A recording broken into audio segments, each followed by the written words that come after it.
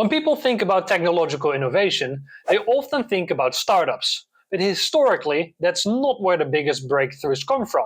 It comes from military-funded research. Not because the military is innovative, but because it's one of the only institutions that can fund projects that are insanely expensive, extremely risky, and that don't pay off for years. And losing that kind of funding is one of the main reasons why Europe's tech scene fell behind. Here's one thing that most people misunderstand about innovation. It doesn't come from markets, it comes from pressure. The kind of pressure that a military deals with. Military problems are extreme. Failure isn't an option, budgets are large, timelines are long, and the payoff doesn't need to be immediate. And that is why the military historically has been the biggest driver of innovation. You can see this pattern throughout history. In the 1930s and the 1940s, the United Kingdom built radar to detect incoming bombers, but the side effect was an immediate jump in electronics and signal processing. Around the same time, Germany developed jet engines and long-range rockets, and those eventually became the basis for modern-day aviation and space travel. And decades later, the United States took this model to another level.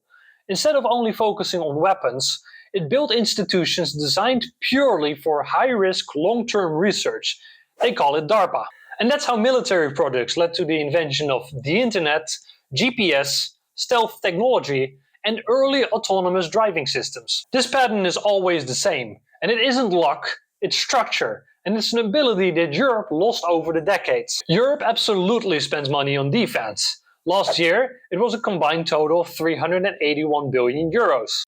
That's much more than the 230 billion euros that China spent last year, but it's not close to the 850 billion euros that the US spent, which is an unsustainable number anyway. But here's the problem.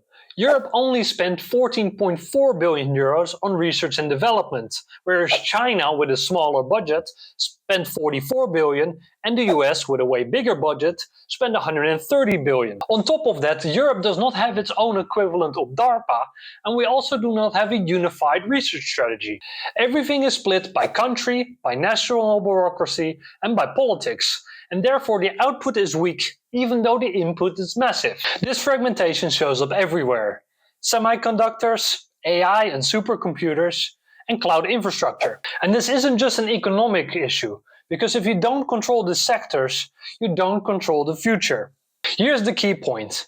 The EU doesn't need to match the spending of the US, but it should stop wasting money through fragmentation. Europe already spends enough. What it needs is a unified military framework and shared goals, not just for defense, but as a technological engine. And this isn't just an idea that a few politicians talk about.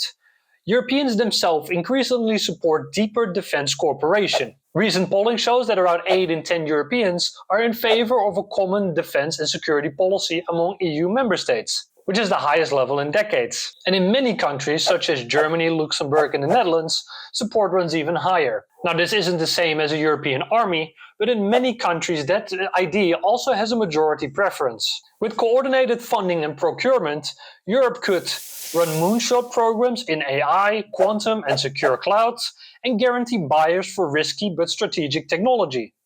No duplication, no slow rollout, and much faster scaling. That is how technological power is built. Europe's choice isn't about soldiers or jets, it's about structure. We can either stay fragmented and remain dependent on foreign tech, or act like one strategic entity and regain control over digital infrastructure that is vital for the existence of the European Union.